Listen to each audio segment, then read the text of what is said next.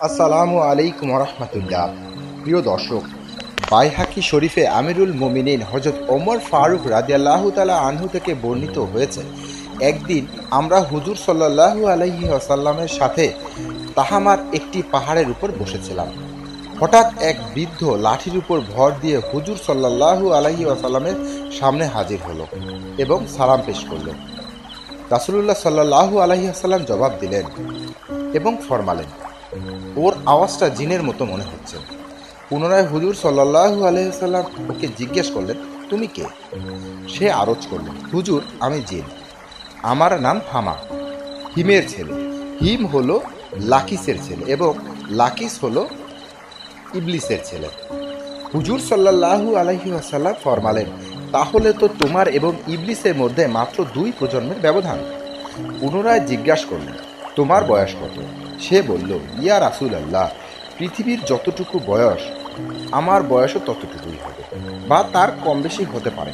যেদিন হাবিল কাবিলকে হত্যা করেছে সেই সময় আমি কয়েক বছরের শিশু ছিলাম, তবে কথাবার্তা বুঝতাম, পাহাড়ে দৌড়াদৌড়ি করতাম, মানুষের খাদ্যশস্য চুরি করে নিয়ে আসতাম, মানুষের মনে কুমন্ত্রণাও দিতাম যাতে ওরা আত্মীয় স্বজন এবং প্রতিবেশীদের সাথে অসদাচরণ করে।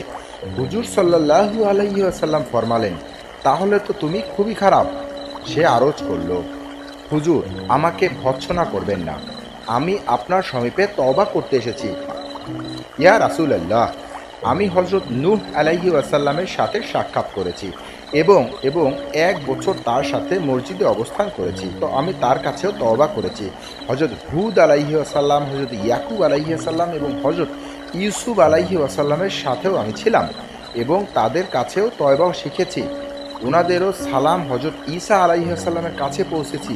হে নবীগণের সর্দার হযরত ঈসা আলাইহি ওয়াসাল্লাম বলেছেন, যদি তোমার সাথে মহানবী হযরত মুহাম্মদ সাল্লাল্লাহু আলাইহি ওয়াসাল্লামের সাক্ষাৎ হয় তাহলে আমার সালাম ওনাকে পৌঁছে দিও। তাই হুজুর, এখন আমি সেই আমানতদারি থেকে মুক্ত হওয়ার জন্য আপনার সমীপে হাজির হয়েছে। এটাও আশা করছি যে আপনার পবিত্র জবানে আমাকে কিছু আল্লাহর কালাম শিক্ষা দিবেন। হুজুর সাল্লাল্লাহু আলাইহি ওয়াসাল্লাম তাকে সূরা ইখলাস, সূরা ফালাক, সূরা নাস সহ আরও কিছু সূরা শিক্ষা দিলেন।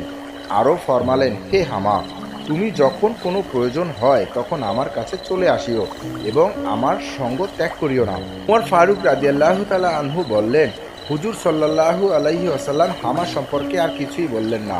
আল্লাহই ভালো জানেন হামা কি এখনো জীবিত আছে নাকি মারা গেছে। প্রিয় দর্শক, নতুন নতুন ইসলামিক ভিডিও পেতে আমাদের চ্যানেলটি সাবস্ক্রাইব করতে ভুলবেন না। সবাই ভালো থাকবেন, সুস্থ থাকবেন। আল্লাহ হাফেজ। আসসালামু আলাইকুম ওয়া রাহমাতুল্লাহি ওয়া বারাকাতুহু।